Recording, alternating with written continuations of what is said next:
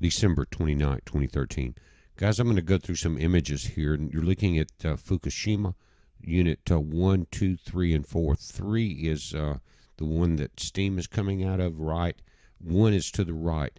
Now, it's happened again, and they've issued an alert. They're saying the Tokyo Electric Power Company says radioactive steam has suddenly begun emanating from previously exploded nuclear reactor number 3. They do not know what is happening and cannot go into the building to see it. They said because of damage and lethal radiation levels in that building. Experts say this could be the beginning of a spent fuel pool meltdown involving up to 89, are you listening, tons of nuclear fuel burning up into the atmosphere and headed to North America.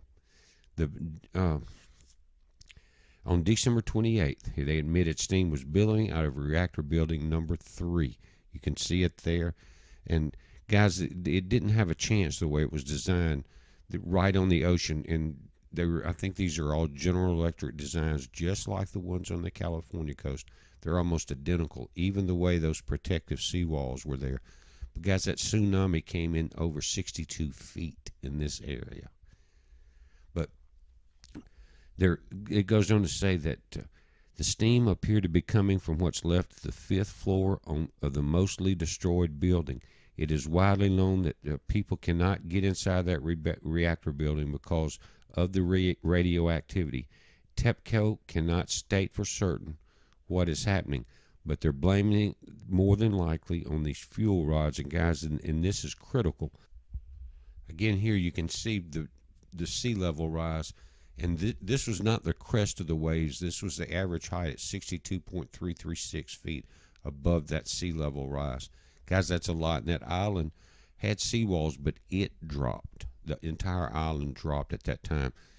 Now, they're saying that there are two basic possibilities if another meltdown is in progress. It says the radioactive fuel ejected when the reactor exploded, they've mixed together into many meltdowns and are taking place in these small clumps of pellets. It says number 2 is pellets of radioactive fuel injected when the reactor exploded went into the spent fuel pool located above the reactor and have begun melting down so seriously that they are boiling off the water in the spent fuel pool. It says since steam is visible, that most likely scenario, and if so, would be an absolute nightmare, worse than the original Fukushima disaster. The spent fuel was situated on the 4th floor above reactor number 3, and if this is the source of the steam, the situation could escalate rapidly out of control. Now, guys, you can see these are images when it happened.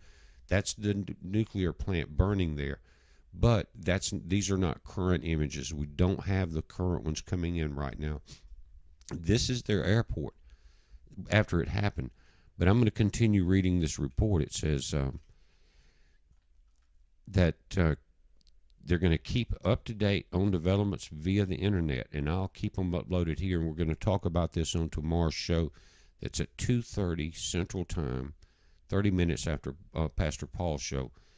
He's updated some of this, and I'm going to have all the updates that I can get from TEPCO from this. But the mass media is not reliable because the government there, they want to avoid mass panic. This is coming from some of the local people there. And listen, they're actually talking about being prepared with radiation suits and plastic, wrapping yourself in plastic and duct tape and things like this. But I'll get the report on it, and I'm going to put a link to this report so you can read it yourself. But you can see how the radiation comes off Fukushima and wraps itself around the Arctic vortex.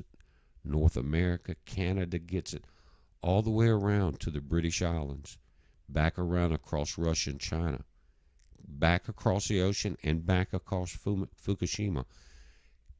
No, they could have not picked a more perfect place in the northern hemisphere for a reactor to go out if they wanted to get the entire globe, because this is the point.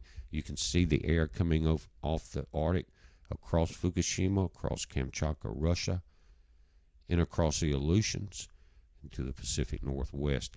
This just continues right around, guys. You've seen our videos on this vortex. It is trapped. And guys, don't forget that the coronal hole that's so large that it's giving us that excess heat that's bearing down on these storms. But I just want to read one of these things, and I'm going to link to it because it seems serious enough. But they're talking about, again, cutting sheets from covering up your windows. If this comes in, and they're saying up till January the 3rd could be the date. But guys, you can see that the weather is bringing this around fast. I've just got a hold of this information after tonight's show, or we would have probably went another 30 minutes with this. But again, I'm going to link to it, guys. I want you to go to the site, read the precautions. I'm going to get all the updates I can. We'll have it in a video tomorrow and on tomorrow's show, again, starting at 3:30 Eastern, 2:30 Central Time on Blog Talk Radio. We will not be on live stream. We're going to be on Blog Talk. Heads up, guys. Be safe.